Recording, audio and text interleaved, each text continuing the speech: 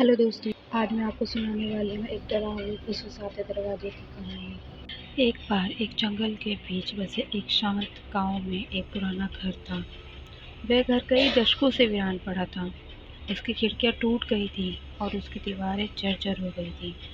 गांव में कोई भी उस घर के पास जाने की हिम्मत नहीं करता था, क्योंकि कहा जाता था कि वह घर उन लोगों की आत्माओं से भरा हुआ था जो सालों पहले रहस्यमय तरीकों से गायब हो गए थे।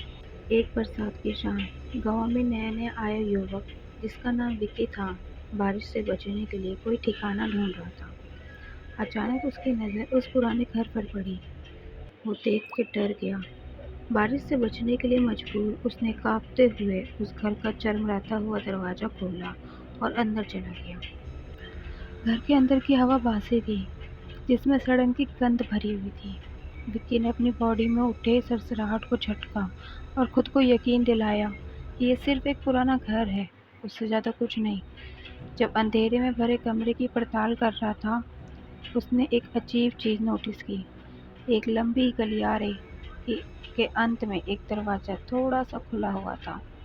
उस दरवाजे के भीतर से एक हल्की फुसफुसाहट सुनाई दे रही थी, मानो कोई उसका नाम पुकार रहा हो। विक्की, विक्की।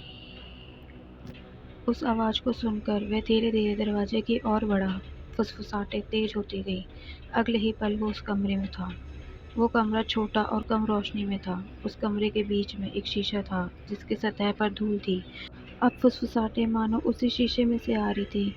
अब हर पल वो आवाज़ तेज होती जा रही थी। विक्की सम्मोहित हो गया और उसने धूल को साफ किया और प्रतिबिंब में देखा। लेकिन वह प्रतिबिंब उसकी हरकतों को नहीं दोहरा रहा था।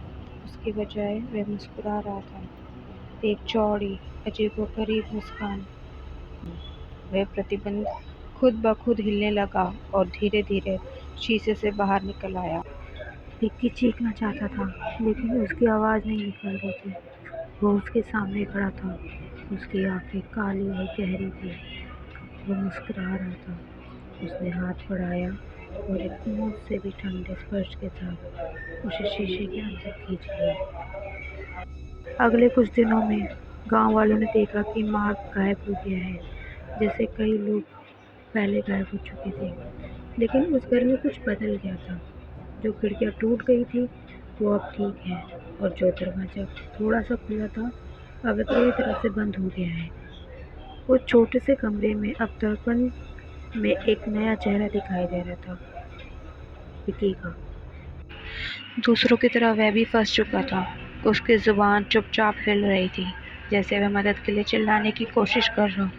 उसकी फुसफुसाहटें अब उन सब में शामिल हो गई थी, जो हमेशा के लिए दर्पण के अंदर कैद थे। और वह घर अब इंतजार कर रहा था, शांति से और भूखा अपने अगले शिकार का।